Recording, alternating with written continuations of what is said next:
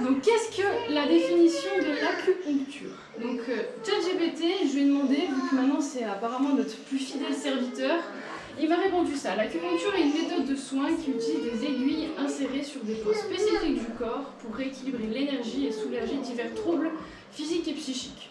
Ok, donc on essaye de soigner avec des points spécifiques et des aiguilles. Le petit Robert, c'est une thérapeutique qui consiste en l'introduction d'aiguilles très fines en des points précis et sur des tissus ou des organes.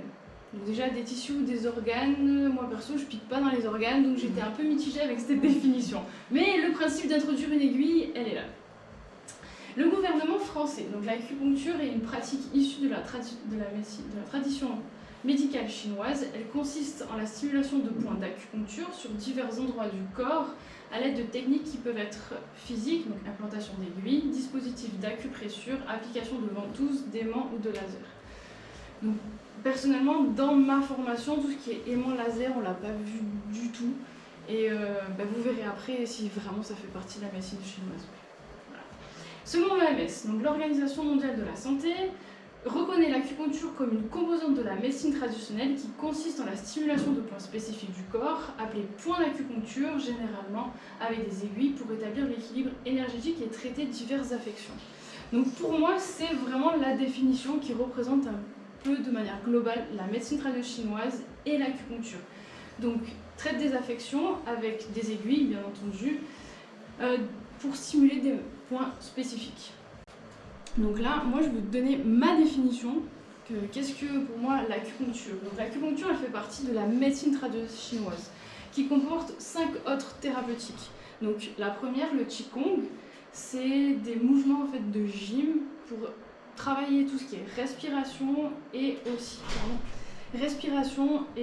étirement. Ça c'est vraiment la base et c'est quelque chose de assez calme et assez posé. Donc il faut être patient pour faire ça. La deuxième chose, c'est l'alimentation. Ça, c'est vraiment le pilier qui est ultra complémentaire à l'acupuncture. Le Tuina, c'est le massage chinois.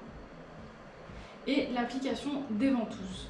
Et pour finir, c'est la pharmacopée. Donc la pharmacopée, c'est les plantes, c'est à peu près la même chose que les médicaments ici en Occident.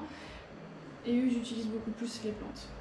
Donc ça, c'est, en tout cas au niveau suisse, c'est vraiment une formation complémentaire que je n'ai pas encore. Donc ça consiste à insérer des aiguilles sur des points précis. Donc on reverra un petit peu qu'est-ce que ces points, où est-ce qu'on les trouve, tout ça.